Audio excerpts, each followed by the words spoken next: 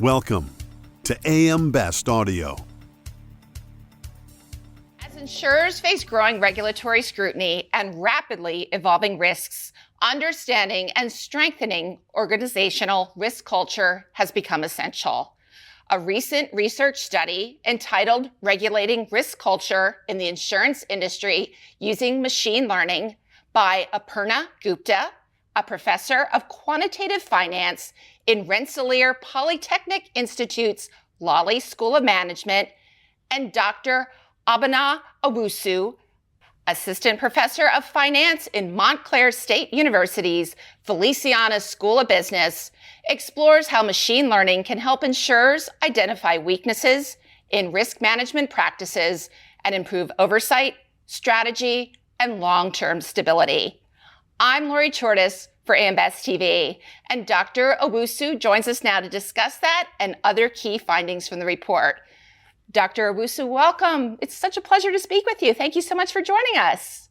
Thank you for the invitation, Lori. So can you tell us a bit about your study and the key impetus behind it? Sure. So in our reports, we examine how machine learning can be used to assess risk culture in insurance firms.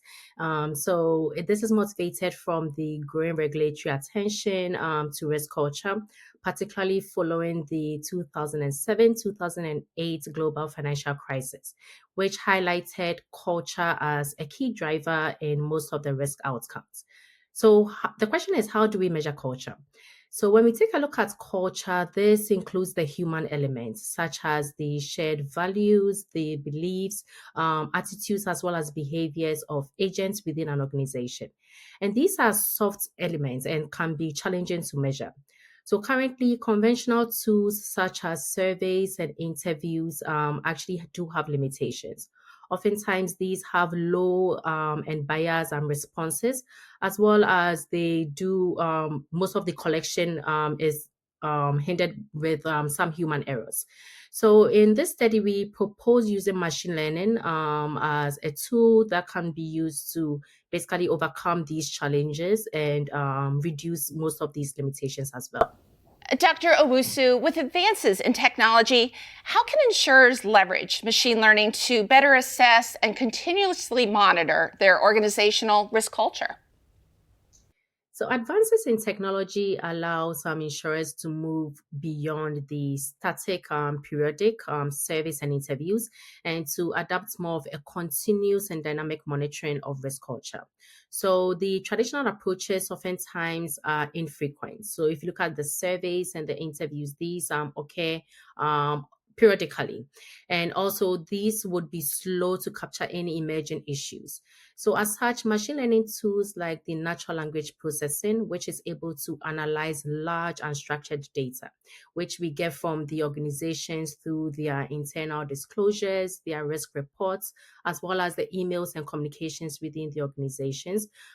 If you leverage also unsupervised machine learning, you realize that you can identify patterns within these reports that you can later on link with risk governance as well as excessive risk taking. So overall, these advanced technology enables us to get a real-time continuous monitoring of risk culture within an organization. Understanding cultural strength is critical for effective risk management. What indicators most reliably reflect a strong or weak risk culture within an organization? So in our study, when we assess risk culture, we actually rely on 7 risk culture drivers, key drivers. So we look at the risk leadership, the control, the strategy, the decisions, the reward, the recruitment, and portfolio. So relying on unsupervised machine learning, we actually apply this to annual 10K reports of insurance firms. And then our findings actually shows that a strong risk culture is one that has risk considerations embedded in the everyday decisions, as well as it's got employees that are at every level of the firm that understand their role when it comes to managing risk. Also, the leadership of the firm is able to set a tone at the top, which has accountability, transparency, as well as open communication. So in contrast, we observe that a weak risk culture actually oftentimes has inconsistent messaging. So here we see an excessive focus on growth as opposed to controls. And then we also see limited discussions in their reports when it comes to the risk trade-offs. So using these key drivers, we're able to differentiate between a strong risk culture and a weak risk culture. Customize your data experience. BestLink now offers an interactive company dashboard that provides company-level intelligence in a fast, user-friendly interface featuring interactive tables, charts, and Sparkline performance histories. Customize the dashboard tiles to prioritize the insurer ratings, data, and analytics that best support your workflow. AM Best. Our insight, your advantage. Boards and executives play a key role in shaping culture. Dr. Owusu, how can they ensure that cultural risks are addressed alongside traditional financial risks? So boards and executives should treat cultural risk as a core governance issue, similar to the capital or liquidity risk that they face. So this should include integrating some of the cultural elements that they are extracting from the employees' conduct reports, as well as some of the reporting that is being generated within the organization. So they should be able to integrate some of these cultural metrics into their enterprise risk management frameworks, such as the COSOERM. And this would help give them a good oversight of the firm's risk management practices. Also, they should rely on data-driven approaches. So this would help them to move from the qualitative judgments in the reports more to a real-time monitoring of culture as it develops within the organization. And what role should regulators play in shaping or evaluating insurers' risk culture? And how can insurers balance regulatory compliance with fostering a proactive, transparent risk culture? So regulators play a key role here. So they should provide guidance as well as expectations rather than just a prescriptive rule. So for instance, if they're able to differentiate between what a strong risk culture looks like and what a weak risk culture looks like, they'll be able to guide the insurers in how to effectively regulate their risk management practices. So this would also encourage them to embed culture into their risk management frameworks.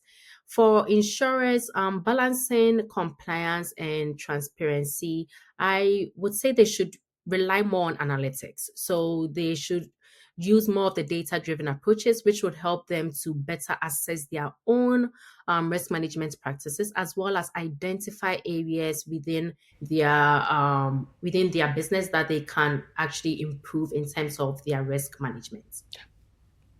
Well, speaking of data, data-driven insights can transform oversight. How can such tools improve accountability and transparency in risk reporting? So these data-driven tools actually help us not rely so much on self-reported assessments, but rather introduce some objective benchmarks. So they enable real-time monitoring, which can help the regulators, the board, or management to basically identify gaps in their risk management practices. And this can also lead to consistent risk reporting across the organization. Also, with large amounts of data available to us every day, insurers can actually take advantage of this. So they can better identify some signals within how their culture is evolving. So they can see some warning signals of cultural weaknesses. And this is something they can identify through a shift in their disclosure tone, or if there are some increasing conduct incidents or misalignments between incentives or the stated risk appetite within the organization.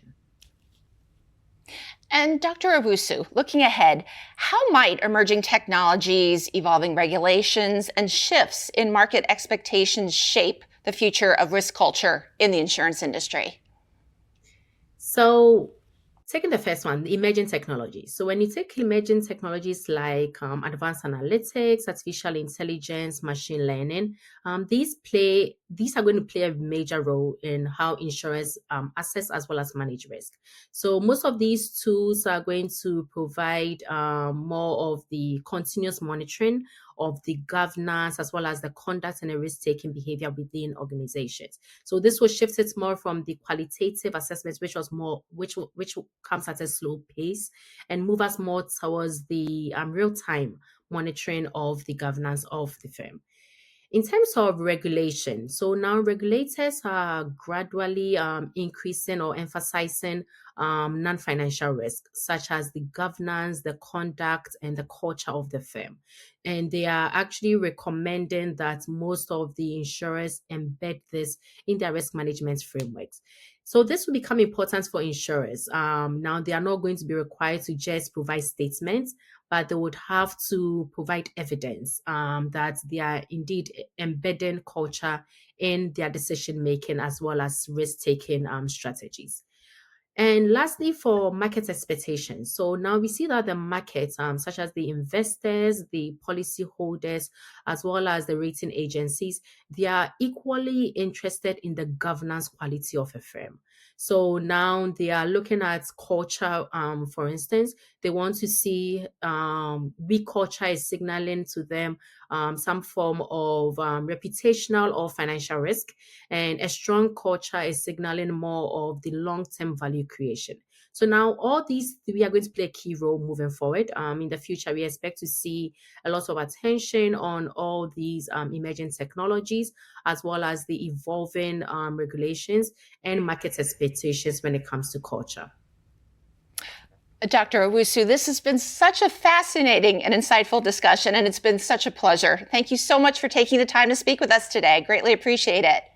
Thank you very much for having me, Laurie. Thank you. That was Dr. Abena Owusu, Assistant Professor of Finance in Montclair State University's Feliciana School of Business and co-author of the research study, Regulating Risk Culture in the Insurance Industry Using Machine Learning. For AM Best TV, I'm Laurie Chortis.